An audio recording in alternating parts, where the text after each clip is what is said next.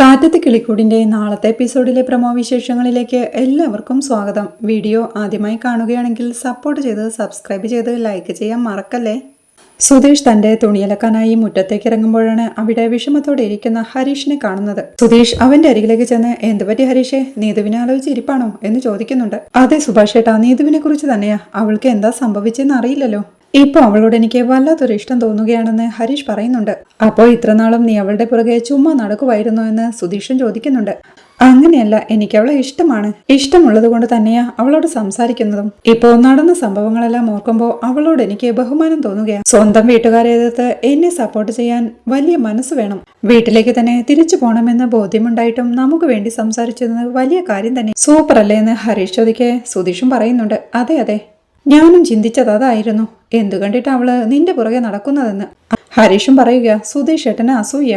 ഇത്രനാളും ഏടത്തിയുടെ പുറകെ നടന്നിട്ടും ഏടത്തി സുധീഷ് ഏട്ടനെ മൈൻഡ് ചെയ്യുന്നില്ലല്ലോ, അതിന്റെ അസൂയ. എനിക്ക് നല്ലത് വരുന്നത് കണ്ടുള്ള അസൂയല്ലേ എന്ന് ഹരീഷ് ചോദിക്കേ. ശരി ശരി, എന്നാ പിന്നെ അങ്ങനെ തന്നെ ആവട്ടെ എന്ന് സുധീഷും. ഇങ്ങനെ പൊട്ടബുദ്ധിയും വെച്ച് നടന്ന നല്ലത് എന്തേലും ജീവിതത്തിൽ നടക്കുമെന്ന് ഹരീഷും ചോദിക്കുന്നുണ്ട്. അതേടാ, ഞാൻ ബുദ്ധിയില്ലാത്തവനാ. നിങ്ങളെല്ലാം വലിയ ബുദ്ധിയുള്ളവര്. നിങ്ങൾക്ക് മാത്രം നല്ലത് നടക്കും, എനിക്ക് നല്ലതൊന്നും നടക്കില്ല. പോടാ എന്ന് പറഞ്ഞ് ദേഷ്യത്തോടെ ഇരിക്കുക സുധീഷ്. കുറച്ചു സമയം അവർ ഒന്നും മിണ്ടാതെ ഇരിക്കുമ്പോഴേക്കും ഹരീഷ് സുധീഷിനോടായി പറയുന്നുണ്ട്. സുധീഷ് ഏട്ടാ, എനിക്ക് നീതുവിനെ കാണാൻ തോന്നുന്നെന്ന്. പോയി കാണുന്ന സുധീഷ് പറയെ. എങ്ങനെ കാണും? അവളുടെ വീട്ടിൽ ചില പ്രശ്നങ്ങൾ ഉണ്ടായെന്ന് പറഞ്ഞില്ലേ, പിന്നെ എങ്ങനെ അവിടെ പോയി കാണുമെന്ന് ഹരീഷൻ ചോദിക്കുക. അവളെ ഫോണിൽ വിളിച്ച് എങ്ങോട്ടേലും വരാൻ പറയുന്ന സുധീഷും പറയുന്നുണ്ട്.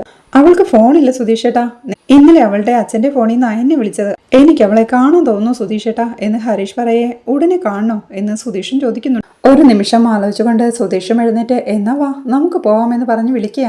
അമ്പരപ്പോടെ എഴുന്നേറ്റ് ഹരീഷും ഇപ്പൊ തന്നെ കാണാൻ പറ്റുമോ എന്ന് സംശയത്തോടെ ചോദിക്കുന്നുണ്ട്. അതേടാ, കാണണമെന്ന് തോന്നിയ അപ്പൊ തന്നെ കാണാം, കണ്ടുകളയാം. പോവാം വാ എന്ന് പറഞ്ഞ് സുധീഷ് വിളിക്കേ. ശരി, ഒരു മിനിറ്റ്, ഞാൻ ഈ ഷർട്ട് ഒന്ന് മാറിയിട്ട് വരാമെന്ന് പറഞ്ഞ് ഹരീഷ് പോവാൻ തുടങ്ങുമ്പോഴേക്കും സുധീഷ് അവനെ പിടിച്ചു നിർത്തി.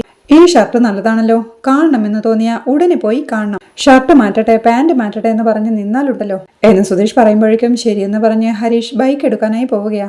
ഞാൻ ഈ ഷർട്ടൊന്ന് മാറ്റിയിട്ട് വരാമെന്ന് പറഞ്ഞ് സുധീഷ് അകത്തേക്ക് കയറി പോകുന്നുണ്ട്. ഹരീഷ് ബൈക്ക് തിരിച്ചു നിർത്തുമ്പോഴേക്കും ഷർട്ടെല്ലാം മാറി ചാവിയുമായി സുധീഷും അങ്ങോട്ട് ഇറങ്ങി വരുന്നുണ്ട്. എനിക്ക് ലൈസൻസ് ഇല്ലല്ലോ, നീ തന്നെ ഓടിക്കെന്ന് പറഞ്ഞ് സുധീഷ് ആ ചാവി ഹരീഷിന് നൽകുമ്പോഴേക്കും അതറിയാം, വന്നു കയറെന്ന് പറഞ്ഞ് ഹരീഷ് ബൈക്ക് എടുക്കുകയാ. അങ്ങനെ അവർ നീതുവിന്റെ വീടിനരികിൽ എത്തുമ്പോഴേക്കും കുറച്ചു മാറി ഹരീഷ് ബൈക്ക് നിർത്തുകയാ. വണ്ടി നിറങ്ങിയ സുധീഷും എന്താടാ ഇവിടെ നിർത്തിയത്, വീട്ടിലേക്ക് പോവാം വാ എന്ന് പറഞ്ഞു വിളിക്കേ. ഹരീഷും വണ്ടി നിറങ്ങി ഒന്ന് ചുമ്മാതിരിക്കും സുധീഷേട്ടാ എന്ന് പറയുന്നുണ്ട്. സുധീഷും കാണണമെന്ന് പറഞ്ഞല്ലേ നീ ഇങ്ങോട്ട് വന്നത്, അപ്പൊ വാടാ പോയി കാണാമെന്ന് സുധീഷ് വീണ്ടും വിളിക്കുക. ഹരീഷ് ടെൻഷനോടെ നിൽക്കെ. പിന്നെ എങ്ങനെ അവളെ കാണുമെന്ന് സുധീഷും ചോദിക്കുന്നുണ്ട്. അങ്ങനെ അവർ രണ്ടുപേരും ടെൻഷനോടെ അവിടെ നോക്കി നിൽക്കുമ്പോഴാണ് നീതുവിന്റെ അച്ഛൻ ഓട്ടോയിൽ അതുവഴി വന്ന് അവരുടെ വീട്ടിലേക്ക് കയറി പോകുന്നത്. ഓട്ടോ കാണുന്ന ഹരീഷും സുധീഷിനെയും വിളിച്ച് ഓടി ഒളിക്കുകയാ. മറഞ്ഞു നിന്ന് നീതുവിന്റെ അച്ഛൻ ഓട്ടോയിൽ നിന്നിറങ്ങി പോകുന്നതും ശ്രദ്ധിച്ചുകൊണ്ട് അവർ നോക്കി നിൽക്കെ സുധീഷും ഹരീഷിനോടായി ചോദിക്കുന്നുണ്ട്. നീ എന്തിനാടാ ഇങ്ങനെ പേടിക്കുന്നതെന്ന്. പേടിയല്ല സുധീഷേട്ടാ, നമ്മൾ കാരണം അവൾക്കൊരു പ്രശ്നവും ഉണ്ടാവാൻ പാടില്ല, അതാണെന്ന് ഹരീഷും പറയുക. നീതുവിനെ കാണാനല്ലേ ഇങ്ങോട്ട് വന്നത്, ഇനി എങ്ങനെ കാണുമെന്ന് സുധീഷ് ചോദിക്കെ. അതാ എനിക്കും അറിയാത്തതെന്ന് ഹരീഷും. എന്തു ചെയ്യുമെന്നറിയാതെ വിഷമത്തോടെ അവർ നിൽക്കുമ്പോഴാണ് റോഡിലെ നടന്നു പോകുന്ന ഒരു സ്ത്രീയെ സുധീഷ് ശ്രദ്ധിക്കുന്നത്. ആന്റി എന്ന് വിളിച്ച് സുധീഷ് അങ്ങോട്ട് ചെല്ലുമ്പോഴേക്കും അവർ സുധീഷിനെ ദേഷ്യത്തോടെ നോക്കി. എന്നെ കണ്ടാ നിനക്ക് ആന്റിയാണെന്ന് തോന്നുന്നുണ്ടോ എന്ന് ചോദിക്കുന്നുണ്ട്. സോറി, ദൂരെ നിന്ന് നോക്കുമ്പോ ഒരു ആന്റിയെ പോലെ തോന്നി, അടുത്തു നിന്ന് കാണുമ്പോ ചേച്ചിയെ പോലെയുണ്ട് എന്നൊക്കെ സുധീഷ് പറയുന്നതുകൾക്ക് ദേഷ്യത്തോടെ അവന് വഴക്ക് പറഞ്ഞ് അവിടെ നിന്ന് നടന്നു നീങ്ങുകയ അവർ. ഒരു ചമ്മലോടെ സുധീഷ് ഹരീഷിന്റെ അരിയിൽ എത്തുമ്പോഴേക്കും അവനെ തന്നെ നോക്കി നിൽക്കുകയായിരുന്ന ഹരീഷും ഇതിന്റെ വല്ല ആവശ്യമുണ്ടായിരുന്നോ എന്ന് ചോദിക്കുന്നുണ്ട്. അത് വിടണ, അനിയനായ നിനക്ക് വേണ്ടിയല്ലേ ഞാൻ ഇങ്ങനെ അപമാനം സഹിക്കുന്നത് എന്ന് സുധീഷ് പറയേ. ഞാൻ കാരണമല്ല സുധീഷ് ഏട്ടാ, അവരെ ആന്റിന്ന് വിളിച്ചതിനാലാണ് അപമാനിതനായതെന്ന് ഹരീഷും പറയുക. സത്യമായും ദൂരെ നിന്ന് നോക്കുമ്പോൾ ആന്റിയെ പോലെ തോന്നി. ശരി, അത് വിട്, വേറെന്തേലും വഴി നോക്കാമെന്ന് സുധീഷും പറയുകയാ.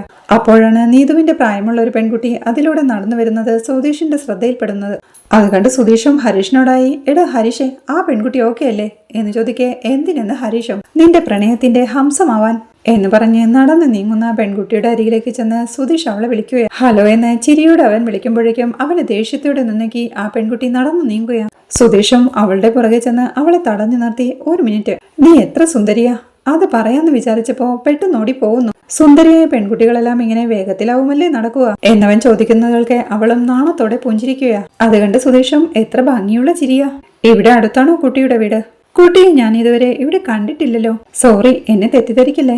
എനിക്കൊന്നും മനസ്സിൽ വെച്ച് പെരുമാറി ശീലമില്ല. കുട്ടി അവിടുന്ന് ക്രോസ് ചെയ്തു വന്നപ്പോഴേ ഞാൻ ശ്രദ്ധിച്ചു. എന്തൊരു സുന്ദരിയാ. എന്റെ മനസ്സിലുള്ളത് തുറന്നു പറഞ്ഞ കുട്ടിക്കും സന്തോഷമാവില്ലേ? അതുകൊണ്ടാ പറയാമെന്ന് വെച്ചത് എന്ന് സുധീഷ് പറയേ അവളും നാണത്തോടെ പുഞ്ചിരിയോടെ നിൽപ്പാ. കോളേജിൽ പഠിക്കുകയാണോ എന്ന് സുധീഷ് വീണ്ടും അവളോടായി ചോദിക്കേ. അതെ, കോളേജിൽ പഠിക്കുകയാണെന്ന് അവളും. കുട്ടി എനിക്കൊരു ഹെൽപ്പ് ചെയ്യാമോ എന്ന് സുധീഷ് ചോദിക്കേ. പറഞ്ഞോളൂ എന്ന് അവളും. ആ വീട്ടിലെ നീതുവിനെ അറിയാമോ എന്ന് നീതുവിന്റെ വീട് ചൂണ്ടിക്കാണിച്ച് സുധീഷ് ചോദിക്കേ. ഓട്ടോ ഓടിക്കുന്ന ചന്ദ്രൻ ചേട്ടന്റെ മകളല്ലേ നീതു എന്ന് അവളും ചോദിക്കുന്നുണ്ട്. അതെ, നീതുവിനെ അറിയാമല്ലേ. അവളുടെ വീട്ടിലേക്ക് ചെന്ന് അവളോടൊന്ന് പുറത്തേക്ക് ഇറങ്ങി വരാൻ പറയൂ എന്ന് സുധീഷ് ചോദിക്കുന്നവർക്ക് സംശയത്തോടെ അവനെ നോക്കി നിൽപ്പ ആ പെൺകുട്ടിയും. കുട്ടി എന്താ ചിന്തിക്കുന്നതെന്നൊക്കെ എനിക്കറിയാം. കുട്ടി സുന്ദരിയാണെന്നൊക്കെ പുകഴ്ത്തി പറഞ്ഞിട്ട് വേറൊരു പെൺകുട്ടിയെ വിളിച്ചു വരുത്തുന്നല്ലേ. നീതുവിനെ വിളിക്കുന്നത് എനിക്ക് വേണ്ടിയല്ല. നിൽക്കുന്നത് എന്റെ അനിയന ഹരീഷ്, അവന് വേണ്ടിയാ. അവനെ നീതുവിനോടൊന്ന് സംസാരിക്കണം, ഒന്ന് വിളിച്ചുകൊണ്ട് വരാമോ പ്ലീസ് എന്ന് സുധീഷ് അപേക്ഷിക്കുക. ശരി, ഞാൻ വിളിച്ചോണ്ട് വരാമെന്ന് അവളും സമ്മതിക്കുക. നിങ്ങൾ ആരെന്ന് പറയണം എന്നവൾ ചോദിക്കുക. നീതുവിന്റെ ഫ്രണ്ട് വിളിക്കുന്നു പറഞ്ഞാൽ മതി എന്ന് സുധീഷ് പറയേ. ശരി എന്ന് പറഞ്ഞ് ആ പെൺകുട്ടി അങ്ങോട്ട് പോകാൻ തുടങ്ങുന്നേരം സുധീഷ് വീണ്ടും തടഞ്ഞു നിർത്തി. ആൺകുട്ടിയാണെന്ന് പറയണ്ട, പെൺകുട്ടിയാണ് ഫ്രണ്ടെന്ന് പറഞ്ഞാൽ മതി. ഹരീഷുമായുള്ള ലവ് മാറ്ററാ, അവളുടെ വീട്ടിലറിയില്ല. പക്ഷേ ഞാൻ സിംഗിളാണ് കേട്ടോ. ഇതെന്റെ അനിയന് വേണ്ടി ഞാൻ ചെയ്തു കൊടുക്കുന്ന ഒരു സഹായമാണ് എന്ന് സുധീഷ് പറയേ. ശരി, ഞാൻ കൂട്ടിക്കൊണ്ടു വരാമെന്ന് പറഞ്ഞ് ആ പെൺകുട്ടി നീതുവിന്റെ വീട്ടിലേക്ക് പോവുകയാ. അവൾ പോകുന്നത് നോക്കി സന്തോഷത്തോടെ നിൽക്കുന്ന സുധീഷ് ഹലോ താങ്ക്സ് എന്ന് വിളിച്ച് പറയുന്നുണ്ട്. പിന്നീട് സുധീഷ് സന്തോഷത്തോടെ ഹരീഷിനടുത്തേക്ക് ഓടിയെത്തുമ്പോഴേക്കും ഹരീഷൻ ചോദിക്കുന്നുണ്ട്, എന്തൊക്കെയാ സുധീഷേട്ടെ കാണിച്ചു കൂട്ടുന്നതെന്ന്. ഇതെല്ലാം ചുമ്മാതാടാ. നീതുവിനെ വിളിച്ചോണ്ട് വരാൻ വെറുതെ പറഞ്ഞാൽ ആ പെൺകുട്ടി കേൾക്കുമോ? ഇങ്ങനെയൊക്കെ പറഞ്ഞാലേ അവളെ വിളിക്കാൻ പോകും എന്ന് സുധീഷ് പറയേ. അതിന് സുധീഷ് ഏട്ടൻ സിംഗിൾ ആണെന്ന് പറയണോ? സുധീഷ് ഏട്ടൻ സിംഗിൾ ആണോ? സുധീഷ് ഏട്ടന്റെ കല്യാണം കഴിഞ്ഞതല്ലേ എന്ന് ഹരീഷ് ചോദിക്കുന്നുണ്ട്. ഞാൻ അവളെ സൂചിപ്പിക്കാൻ വേണ്ടി വെറുതെ പറഞ്ഞതല്ലേ. അത് വിട്, എല്ലാം നിനക്ക് വേണ്ടിയല്ലേ ഹരീഷ് എന്ന് സുധീഷും പറയുകയാ. ഇത് കുറച്ച് ഓവറാ സുധീഷ് ഏട്ടാ, ഇനി ഇങ്ങനെ പറയരുതെന്ന് ഹരീഷും ഓർമ്മിപ്പിക്കുക. അപ്പോഴേക്കും നീതു എന്ന് വിളിച്ച് ആ പെൺകുട്ടിയും നീതുവിന്റെ വീട്ടിലേക്ക് ചെല്ലുകയാ. അവളെ കണ്ട് നീതുവിന്റെ അമ്മയും എന്തിനാ നീതുവിനെ വിളിക്കുന്നതെന്ന് ചോദിക്കേ. നീതുവിനെ കാണാൻ അവളുടെ ഫ്രണ്ട് വന്നിട്ടുണ്ടെന്ന് ആ പെൺകുട്ടിയും പറയേ. ഫ്രണ്ടോ? ആരെന്ന് അമ്മ സംശയത്തോടെ ചോദിക്കേ. അവളുടെ ഒരു കൂട്ടുകാരിയാ, പേരെന്തോ പറഞ്ഞിരുന്നു, ഞാനത് മറന്നുപോയി. നീതുവിനെ വെയിറ്റ് ചെയ്ത് അവിടെ റോഡിൽ നിൽപ്പാണെന്ന് ആ പെൺകുട്ടി പറയേ. അമ്മ നീതുവിനെ ഉറക്കെ വിളിക്കുന്നുണ്ട്. നീതു അങ്ങോട്ട് വന്ന് എന്താ അമ്മയെന്ന് ചോദിക്കേ. നിന്നെ കാണാൻ ഏതോ കൂട്ടുകാരി വന്നിട്ടുണ്ടെന്ന്. ആരടിയത് എന്ന് ചോദിക്കേ. കൂട്ടുകാരിയോ എന്ന് ചോദിച്ച് നീതു പുറത്തേക്ക് ഇറങ്ങി നോക്കുകയാ. അവിടെ റോഡിൽ നിൽക്കുന്ന ഹരീഷിനെ കണ്ട് അവൾ സന്തോഷത്തോടെ പുഞ്ചിരിച്ചുകൊണ്ട് അകത്തേക്ക് ഓടിച്ചെന്ന് തന്റെ കൂട്ടുകാരിയുടെ ഒരു പേര് പറഞ്ഞ്, എന്റെ കോളേജിലെ ഫ്രണ്ടാ അമ്മേ, ഇന്ന് വരാമെന്ന് പറഞ്ഞിരുന്നു. വീടറിയാത്തത് കൊണ്ട് റോഡിൽ നിൽക്കുക, ഞാനൊന്ന് പോയി കണ്ടിട്ട് വരാമെന്ന് പറഞ്ഞ് പോവാൻ തുടങ്ങുമ്പോഴേക്കും നില്ലടി എവിടെ? പെട്ടെന്ന് ഇറങ്ങി ഓടുന്നു എന്തിനാ? റോഡിൽ നിന്ന് സംസാരിക്കാതെ അവളെ വീട്ടിലേക്ക് വിളിച്ചു കൊണ്ടുവന്നിട്ട് സംസാരിക്കുക എന്ന് പറയേ. ശരി, ഞാൻ അവളെ ഇങ്ങോട്ട് വിളിച്ചു കൊണ്ടുവരാമെന്ന് പറഞ്ഞ് നീതുവും പുറകെ ആ പെൺകുട്ടിയും വീട്ടിൽ നിന്ന് ഇറങ്ങുകയാ. പുറത്തിറങ്ങിയ നീതു ആ പെൺകുട്ടിയോട് താങ്ക്സ് പറയുമ്പോഴേക്കും അവളും ബൈ പറഞ്ഞു പോവുകയാ. നീതു സന്തോഷത്തോടെ ഹരീഷിന്റെ അടുത്തേക്ക് പോവുകയാ. അങ്ങോട്ട് വരുന്ന നീതുവിനെ കണ്ട് സുധീഷും എടാ ഹരീഷേ, ദേ നീതു വരുന്നു എന്ന് പറയേ അവനും സന്തോഷത്തോടെ അവളെ നോക്കി നിന്ന് ഹായ് പറയുകയാ. ഹരീഷിന്റെ അരികിലെത്തുന്ന നീതുവും ഹരീഷേ നീ എന്താ ഇവിടെ എന്ന് ചോദിക്കേ. ചുമ്മാ നിന്നെ ഒന്ന് കാണണമെന്ന് തോന്നി, നീ ഓക്കെ അല്ലേ എന്ന് ഹരീഷ് ചോദിക്കുന്നുണ്ട്. അതെ എന്ന് അവൾ പറയേ. വീട്ടിൽ പ്രശ്നമൊന്നുമില്ലല്ലോ എന്ന് ഹരീഷ് വീണ്ടും ചോദിക്കുക. അങ്ങനെ പ്രശ്നമൊന്നുമില്ല ഹരീഷേ എന്നിത് പറയുമ്പോഴാണ് എല്ലാം കേട്ടു നിൽക്കുന്ന സുധീഷും വാ പൊട്ടിച്ചിരിക്കുന്നത്. സുധീഷിനെ കണ്ട് ദേഷ്യത്തോടെ നീതുവും ഇയാൾ എന്തിനാ ഇങ്ങോട്ട് വിളിച്ചോണ്ട് വന്നത് എന്നവൾ ചോദിക്കേ. സുധീഷും അങ്ങോട്ട് വന്ന് ഇവൻ തനിച്ചാണ് വന്നിരുന്നെങ്കിൽ വീടും കണ്ട് ഇവൻ അങ്ങ് തിരിച്ചു പോയേനെ. ഞാൻ വന്നതുകൊണ്ടാണ് ഒരു പെണ്ണിനെ വിട്ട് നിന്നെ വിളിച്ചോണ്ട് വരാനായി പറഞ്ഞത് എന്ന് സുധീഷ് പറയേ. നിങ്ങൾ ചെയ്തത് വലിയ ഉപകാരം.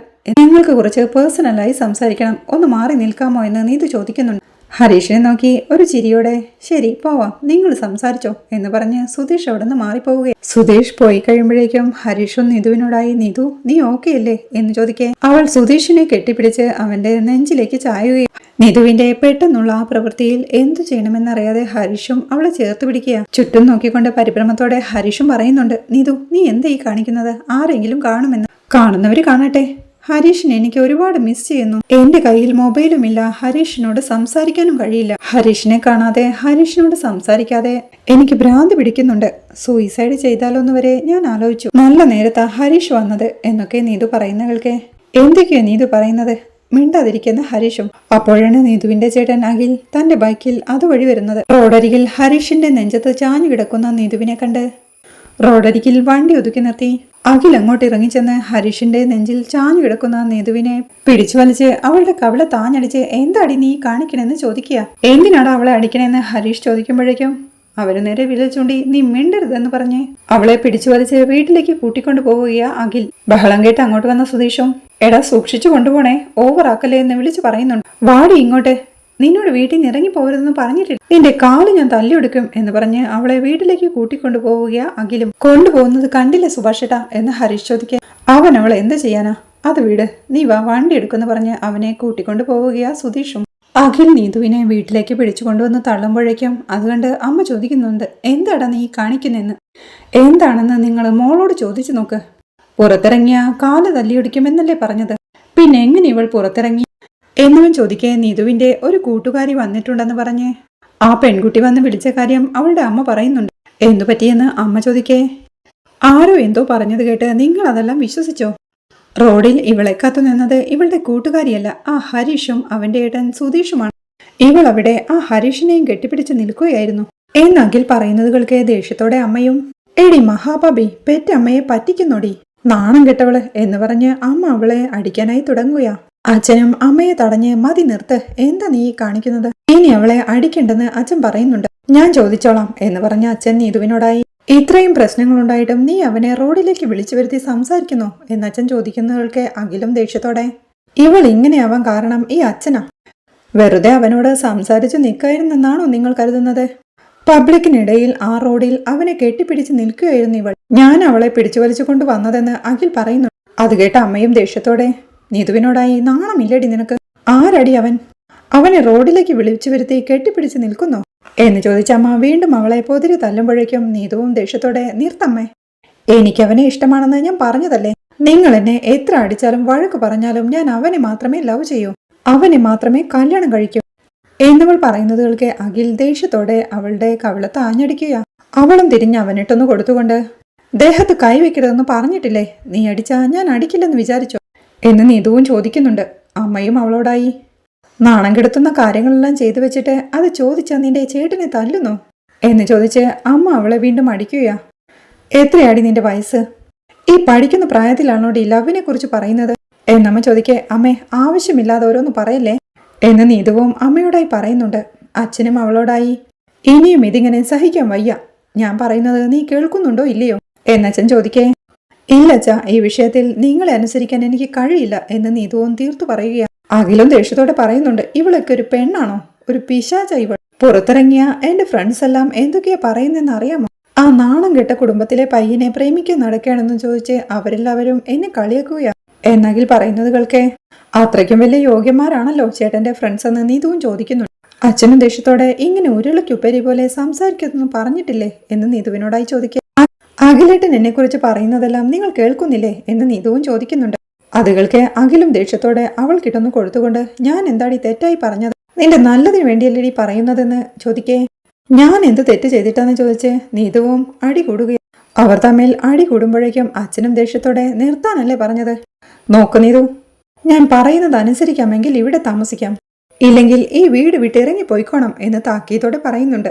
നീതുവിന്റെ അമ്മയും അച്ഛനെ സപ്പോർട്ട് ചെയ്ത് ഇതാണ് ഞങ്ങളുടെ തീരുമാനം, ഞങ്ങളെ അനുസരിച്ച് മര്യാദയ്ക്ക് ഇവിടെ കഴിയുന്നതാണ് നിനക്ക് നല്ലത്, ഇല്ലെങ്കിൽ ഇപ്പോൾ ഈ വീട് വിട്ടിറങ്ങിക്കോണം, നീ ചത്തുപോയെന്ന് ഞങ്ങൾ കരുതിയേക്കാം, നീ കാരണം ആർക്കും ഇവിടെ സമാധാനമില്ലാതായി, ദിവസവും അടിയും വഴക്കും, ഇതിൽ കൂടുതൽ നിനക്ക് വേണ്ടി അപമാനം സഹിക്കാൻ ഞങ്ങൾക്ക് കഴിയില്ല എന്നമ്മയും ദേഷ്യത്തോടെ പറയുന്നുണ്ട്. അച്ഛൻ വീണ്ടും നീതുവിനോടായി എന്റെ അച്ഛൻ എന്നോട് ഇങ്ങനെയെല്ലാം പറഞ്ഞല്ലോ എന്ന് വിചാരിക്കരുത്, കുറച്ചു നാളായി ചെറിയ കുട്ടികളോട് പറഞ്ഞു പഠിപ്പിക്കുന്ന പോലെ ഞാൻ നിന്നോട് പറഞ്ഞുകൊണ്ടിരിക്കുക, നീ അതൊന്നും അനുസരിക്കാൻ തയ്യാറല്ല, നീ എത്ര വാശി പിടിച്ചാലും ആ തെണ്ടി ചെറുക്കനെ നിന്നെ കല്യാണം കഴിച്ചു കൊടുക്കാൻ പോകുന്നില്ല എന്നച്ഛൻ പറയേ നീതുവും ഞാനിപ്പോ അവനെ കല്യാണം കഴിച്ചു തരണമെന്നൊന്നും പറഞ്ഞില്ലല്ലോ, പക്ഷേ എന്നെങ്കിലും ഈ നീതുവിനൊരു കല്യാണമുണ്ടെങ്കിൽ അത് അവനുമായിട്ടായിരിക്കും എന്ന് നീതുവും ഉറപ്പിച്ചു പറയുക. ഞങ്ങളുടെ കൺമുന്നിൽ ഇങ്ങനെ ഊരും തെണ്ടി നടക്കാനാണോ നിന്റെ ഭാവം, അച്ഛൻ പറയുന്നത് പോലെ ഈ വീട്ടിൽ ജീവിക്കണമെങ്കിൽ ഞങ്ങൾ പറയുന്നതും കേട്ട് അടങ്ങി ഒതുങ്ങി ജീവിച്ചോണം, അല്ലാതെ ഊരു തെണ്ടി